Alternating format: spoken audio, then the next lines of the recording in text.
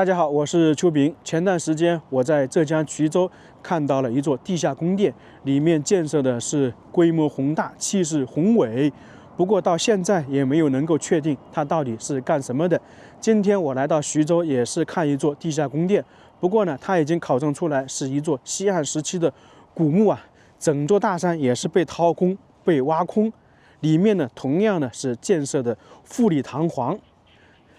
关键呢，也是有好多个未解之谜，就到现在连专家也无法解释得出来。那现在呢，我们就去这座富丽堂皇的地下宫殿看一看，了解一下到底存在哪些未解之谜。这个地方是叫做龟山汉墓，地下宫殿地宫就在前方那座大山里面。它的主人是西汉第6代楚王的夫妻合葬墓，大概属于汉武帝时期。西汉的皇帝墓我看过很多，这种诸侯王的墓我是第一次见。我了解了一下，好像现在发现的西汉诸侯王的墓大部分都是在这种山里面开凿的，并且一般是在石山里面开凿一个洞穴出来，跟我们唐朝看的阴山为陵差不多，在里面呢开凿一座地下宫殿。当然这不是绝对的，只是说我们现在发现的大部分可能是如此。比较有代表性的就是我们今天看的龟山汉墓以及河北的满城汉墓。现在就准备去地下宫殿里面看一看。明朝的藩王墓我看到很多，西汉时期的还真没有看到过啊。这座墓的时间离现在是2000多年，看一看它和明清时期的那些藩王墓有没有什么区别。主人叫做刘柱，是夫妻合葬墓。我们先来看看这个墓葬的模型图，非常庞大呀，这是应该是我迄今为止见过最大的一座墓葬。它是分为2部分的，一南一北，属于夫妻合葬墓。这个夫妻合葬墓我们得说一下，在那个东汉之前呢，夫妻合葬是同营不同穴，就是都在一个范围里面，但是是分开安葬的。你就跟我们看到那个刘邦的陵墓、汉武帝的陵墓，皇帝在一座，然后皇后又是在旁边，都是有单独的封土。而这里呢是那个王爷在这边，他的王后就在这一块。整体的话是在一个山头里面的，确实是非常庞大呀。我们这一片呢全是属于楚王的，面积看起来是比较大的。楚王比那个王后的大得多得多啊！整体这一块呢是15个墓室，楚王占到了10个。你看这边有歌舞厅、武器库，还有厨房。最中间这一块呢就是楚王的那个前殿，因为自古以来陵墓都讲究前朝后寝嘛。那么楚王这里属于前朝，这里是后寝。但是我们可以看到，这里楚王有2个官室，就是放置棺椁的，这是为什么？等一下我们再看一下，前官室、后官室，然后过去一点呢就是王后的，整体布局就是这样，算是把整个大山掏空了。这个龟山汉墓呢是开凿于西汉最强盛的汉武帝时期，大概开凿了13年，是一座宏伟的地下宫殿，2条墓道，2条甬道。我们站在上面看一下，下面呢就是甬道和墓道，完全是在石山里面开凿的。在这里看得出来，这个通道不是太大，但是一走到里面呢，就是豁然开朗。以前的工匠技术是真非常先进的。在去墓里面之前，看到有几块这样巨大无比的石头，大家猜一猜这些石头是干嘛的？这些呢是防盗手段一些石头。现在我们就准备去里面看一看。旁边呢，这个是封土，2000多年了，还保存得完好。我们现在这一块呢是叫做墓道，前方是甬道。这个墓道呢应该属于整个墓葬的一些开头部分。这下面呢还能看得出来是一些泥土，大家仔细看看，这下面是不是有很多沟壑啊？这里是看得最明显的，这里沟壑一直往前延续。我们这一块呢属于泥土构造，到了前方呢就属于那个山体岩石了。那么这些沟壑到了那一块就分成两边了，沿着墙体，这个是以前的排水系统啊，就整个陵墓的排水就是靠这些水槽啊。到了里面，它两边也是有凹槽的，水从里面排出来。它整个墓葬呢是坐西朝东，然后呢内高外低，水是从里面排放出来了。我们当时是上个世纪发现这个墓葬，然后当时里面呢还是没有水，就证明呢水都是从这一块排出来的，就证明在当时啊他们建造陵墓的时候就考虑到了防水。然后呢在这里就是引到了，大家明显看得出来，内窄外宽，喇叭状。到了这边呢，就是到了一个未解之谜了。我们可以看到它两边很平，这个是2000多年开凿出来的。甬道呢是全长56米，高1.78米，宽1.06米，也是沿着中线开凿的。中线呢就是整个陵墓最中间的，南北甬道呢就是在中线的两侧。我们看一看这个甬道是非常笔直的吧。给大家看一个东西啊，往右边看，我手到这里，大家看到没有？这是什么呢？这是从里面射出来的激光。我们现在呢看到里面有灯，激光照射出来。这个并不是什么防盗系统啊，而是激光一条照过来是直线嘛，从里面到外面，我们照在这里就能够证明整个这个甬道是一条笔直的线。大家猜一猜，这个误差有多少呢？误差仅5毫米，还不到1厘米。这就是第一个未解之谜。在封建社会2000多年前，人们是用何种手段能够把这个甬道开凿成这么直？从那边50多米，误差才5毫米，无法想象吧？你说现在用高科技，可能有时候误差都不止5毫米。这是第一个未解之谜。第二个未解之谜呢，就是这个墙壁非常光滑，完全不会割手啊！你可以随便的摸，在这里又碰到激光了。按照我们现在的技术来讲，你要弄成这么光滑，都有一定难度，可能需要很长时间去弄。而在2000多年前，工人是如何弄这么光滑的？没法解释啊，因为那个时期的工具基本上就铁打造的斧头或者其他的，想象不出来啊，这很多专家都想象不出来，这是一点。还有呢，我们一直在说它这个通道呢是笔直50多米，感觉就是一条直线。你想一想，这个工匠他是从外面往里面一直弄的，这就回到刚才那个问题了，怎么弄成这个直线，对不对？太厉害了，只能说点赞。我们现在可以看到这个甬道呢是可以行走比较宽广。那其实在当时发现这个墓的时候，甬道里面是有东西的，放置了条形石，叫做筛石，就跟我们旁边看到的这个石头类似啊，不过比这个大得多得多。它的石头到底有多大呢？宽度跟这个甬道是一样的。然后它当时是放了2层，26块，上下各13，每一块呢长度达到2米多，就刚好把甬道塞满了。就是我们刚刚从楼梯下来看到的那些巨大石头，每一块石头重量达到6、7吨。我们看一幅照片就明白了，这是当时发掘时候发现的现场图片，完全是把甬道塞满了，据说连一块硬币都塞不进去。在这里呢，就出现了一个谜底了，这些石头是从哪里来的？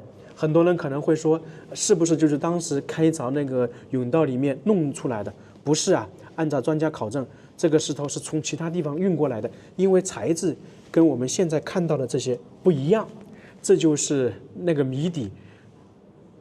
6、7吨的石头，几十块从其他地方运过来，怎么运的？按照那个时期的那个技术啊，很难，因为我们上个世纪在发掘这个墓，把这些条形石、筛石弄出去的话，用现代科技都弄了3个月。那么当时他们是怎么运过来，又怎么放进来的呢？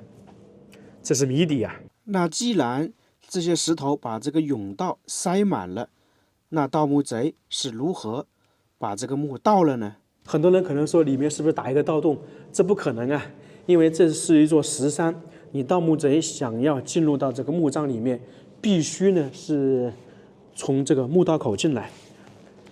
那么我们现在就来介绍一下这个盗墓贼是怎么样盗掘这个墓的。前方看到的这些就是筛石，刚刚说的在甬道里面放的石头堵塞甬道的，大家看一看，非常巨大呀！每一块大概长度是2.3米，宽度1米。按照我们现在来讲的话，你要弄这样一块巨大的石头移走的话，都是非常困难，何况是以前。大家看到没有？这块石头有点不一样，发现没有？这个是我们经常去那些地主大院看到的拴马柱一样的，也可以说是牛鼻子。盗墓贼呢，当时来到那个甬道，他是怎么样的？先从这里打个孔，这样一直弄过去，里面有个小孔啊。有了这个鼻子，那么那些盗墓贼就可以把绳索啊套在这个上面，就这样一直往外拉，把那个筛石拉动，拉到有缝隙，人能够爬进去。这样的话，一条通道就出来了。可以看得出来，当时盗墓贼还是非常聪明的，竟然把这样大的石头移动了。在这一块也看到了，这个孔不知道是现在弄的还是以前的。看到没有？从这边出来，从而说，不管你有再先进的防盗手段呢，盗墓贼基本上都有办法进去。在当时发掘的时候，有一块石头上面还有字，这个文字就是原版的，大家猜一猜写的是什么啊？大概意思是说，后世的贤大夫们，我虽是下葬的一代楚王，但我敢向上天发誓，我的墓中啊没有放置华贵的服饰、值钱的金宝玉器，只埋了我的棺木及尸椁。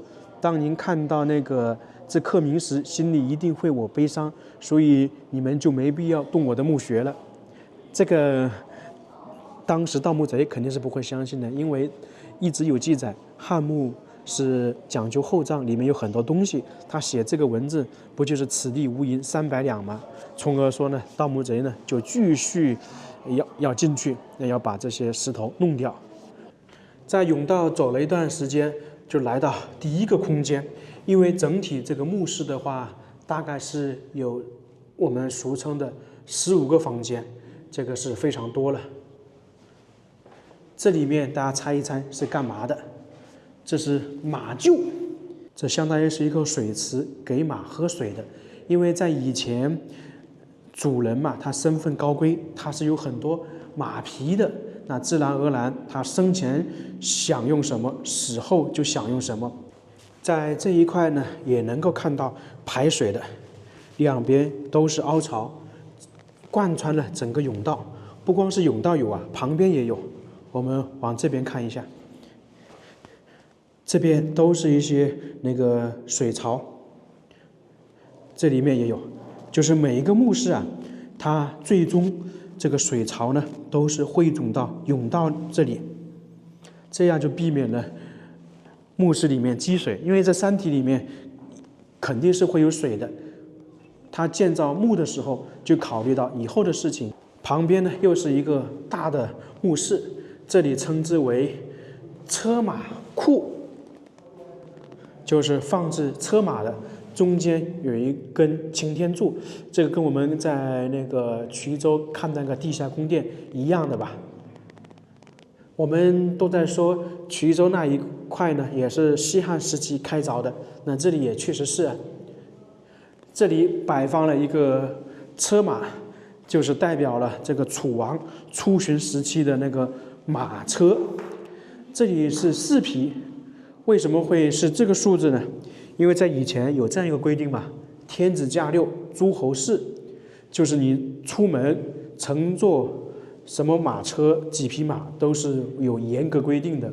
那么这里是4匹，代表了当时这个楚王没有改变规制啊，就是还是按照符合他身份来的汉朝的马车。这个马车也非常先进的，它可以调节温度，冬天里面放炉子，夏天里面放冰块。我们一路沿着这个上面呢，都能够激光照射。继续往前走，就应该来到了整个地下宫殿里面最核心的地方，放置棺椁的以及前殿。在这个墙壁上缺口了很多，这些不知道是不是以前盗墓时期产生的，还是原本就有的。我们往前走，马上就豁然开朗。越往里面走，越感觉跟我之前在那个浙江衢州看的那个龙游石窟很类似啊。这里也是有一根柱子支撑，擎天柱。那么有这根柱子在这里，其实呢，就是当时工匠在建造这个地下宫殿，考虑到了力学原理、安全。这里也有，旁边也有一根柱子，只要空间稍微大一点，它就设置了这个擎天柱，我们也可以称之为顶梁柱。那么这个洞窟里面是干嘛的呢？叫做乐舞厅，就相当于是楚王在这里观看那些歌女表演的地方。因为在封建社会，特别是2000多年前，没有什么娱乐措施，那么这些达官贵人，他时不时会听戏啊、看表演，这是一个形象的代表啊。因为在墓里面，他肯定是没法看的，只不过是他生前有这些东西、有这些需求。那么在死后，他同样需要。在这里又发现一个比较有意思的，这里又开凿了一个小的洞窟一样，圆形的，里面还有水，就证明整个洞窟里面呢，它是会有水的，有积水。那这里是不是他主人他生前要喝水，他死后同样要喝水呢？大概是这个意思。水从哪里来的呢？就是从这个上面渗下来的。你看这里都有一些钟乳石一样的了。这也是为什么它这里要做那个防水的原因，在这里看的是非常明显。那么它这个储水的地方如果满了，就通过这个水槽流出去。你看现在这个水槽里面还有水，就是从这里流下去的。设计的很巧妙吧？我们现在去另外一个房间里面看一看。那么摆放了这么多东西，大家应该就知道了。这里是以前的厨房，是一个正方形，在这个墙壁上面就是我们刚才看到的激光装置。从这里这样一直过去，以前的技术真的是先进的。在这个后面发现一个很有意思的，就是2000多年的厕所，就在这里。尽管说是复原的，但确实以前就有啊。从这里我们也可想象出来，我们现在很多觉得很先进的东西，算起来在封建社会其实已经有了，并且很多封建社会的东西我们现在呢是造不出来的。你看这个是不是跟我们马桶很相像啊？在最里面看这个甬道，就是真的很有感受啊，能够一直看到我们刚才进来的那个地方，非常直啊，完全是2条直线。整座地下宫殿、地宫里面，它的那个墓室基本都是连通的。这里有一扇门，过去就是里面最核心的地方，前殿以及棺椁室。这个前殿呢，也是整个地宫里面最大的一间墓室，面积大概是60多个平米。前殿呢，就是这个楚王主人他那个上朝理政的地方。因为当时西汉时期，皇帝他有宫殿，诸侯王他其实也是有宫殿的。他那个时期的诸侯王权力很大。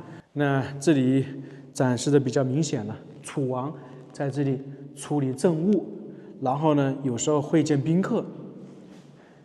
这里是一套乐器，这个是叫做编钟。在这个前殿呢，也有一个未解之谜。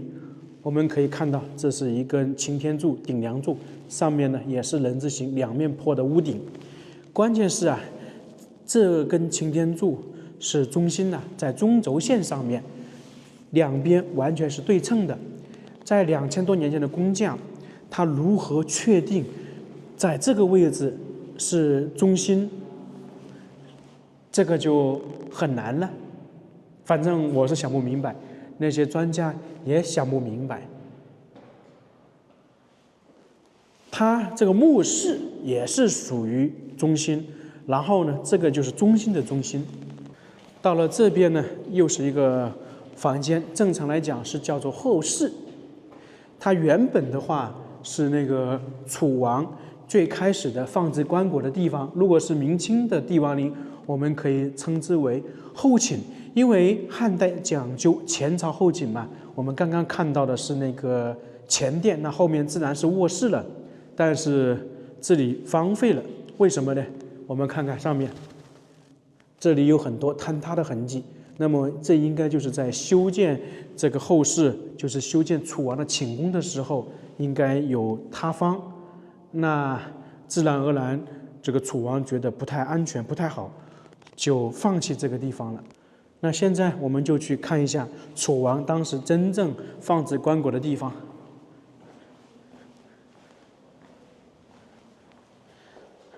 它那个放置棺椁就相当于是卧室，面积不大。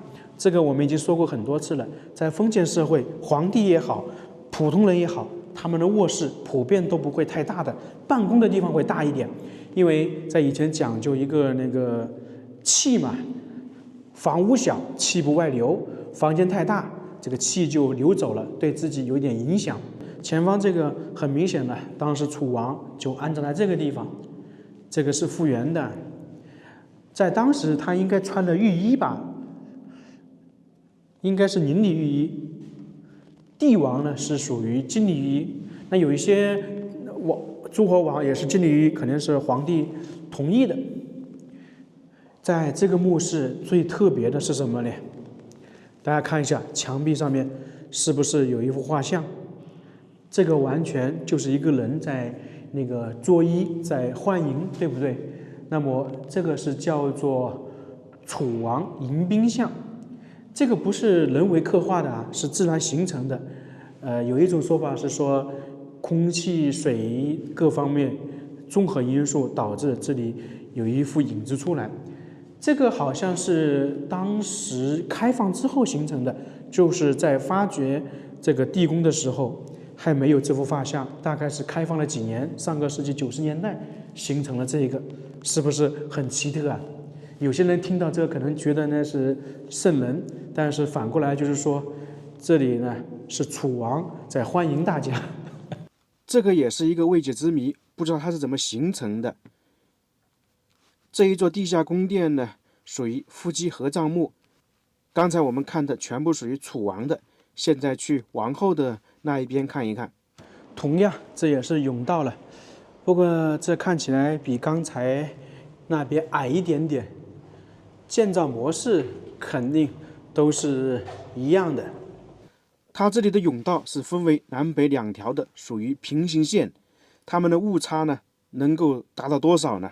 就是说，这两条平行线一直往西边延伸的话，到达西安才会交汇，就差不多1000公里，证明古代的工匠技术太先进了。大家发现没有？我们刚才看楚王，他很多构造是往这边，然后他那个夫人呢，肯定是往北边，一南一北，两个刚好是对称的嘛。第一个看到的也是属于那个车马库，比我们刚才看到的小多了，而且这个马匹呢也更少一点，这也是身份的象征。在汉代，男女乘车有别，妇女乘用的车辆比较小。说到这个等级，我们一般都说明清时期封建礼法非常森严。其实，在汉朝初年呢，没有那么森严，因为刘邦以及他那些手下很多是泥腿子出身，就是身份不高。当时呢，开国之后，他们穿的衣服朝服都没有统一，经常呢可能跟刘邦坐在一起喝酒吃肉，没什么形象。那么是到了什么时候才完全确定那个礼服啊、等级啊，什么人穿什么衣服、乘什么马车，是到了汉武帝时期那里呢有一个大朝议、大礼法确定了之后，才相当于是有明文规定。其实，在汉武帝之前，女人的地位还是比较高的。你像吕后，包括后面的那个窦太后，她们身份都不一般。其实说的通俗一点呢，在封建社会，尽管说男尊女卑，但其实呢，在宋朝之前，女人的地位相对来说还是比较高的。在唐朝就更不用说了。王后的甬道尽头，第一个房间是叫做歌舞厅，尽管它小了很多，不过呢，也有很多未解之谜。第一个，这个顶部啊，有凸出来的，在那个柱子上面有，墙壁上面也有。那么这个到现在也没有人能够解释出来是干嘛用的。不过呢，有几种说法，一种呢是说这个像那个钟乳石称之为星宿，在古代有这样一种说法嘛，凡间一个人，天上一颗星，两者是对应的。那么在这个顶部呢，代表了天空，它有这个凸出来的，就代表是楚王跟王后他们去世到了天上，这是说法。还有一种呢是自然形成的，这个都是未解之谜啊，没人能够解释得出来。在歌舞厅前面呢，就是王后的前殿，这个很好理解了，她在这里弹琴，在这里看表演，这个没有什么特别可讲的，主要还是上面的这些凸出来的。你想这里就很多个，有点像北斗七星的一样，大家说是不是？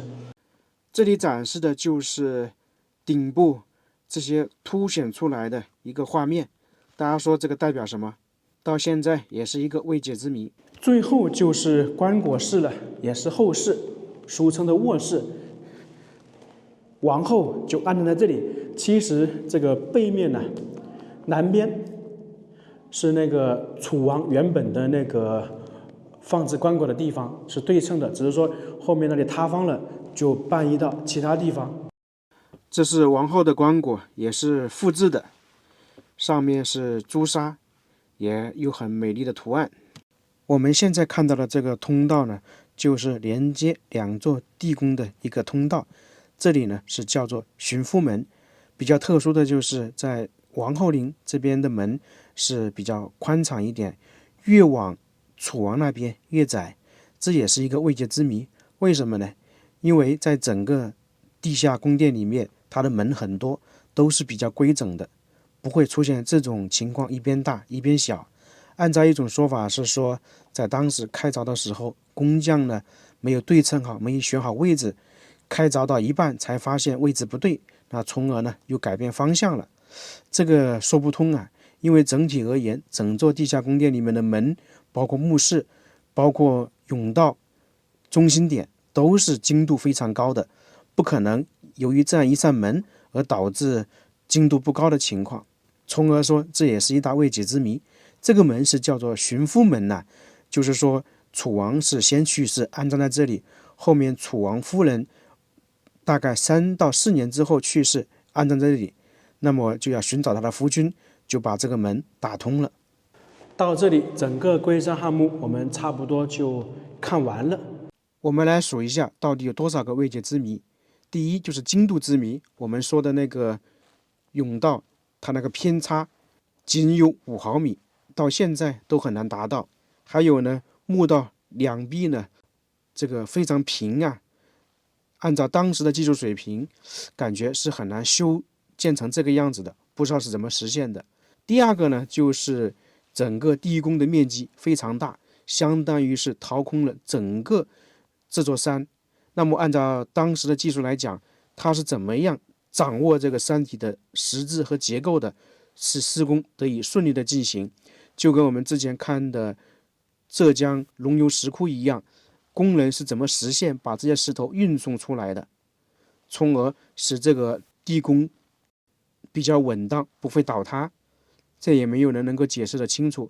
我们在龙游石窟搬出外星人，这里总不能搬出外星人。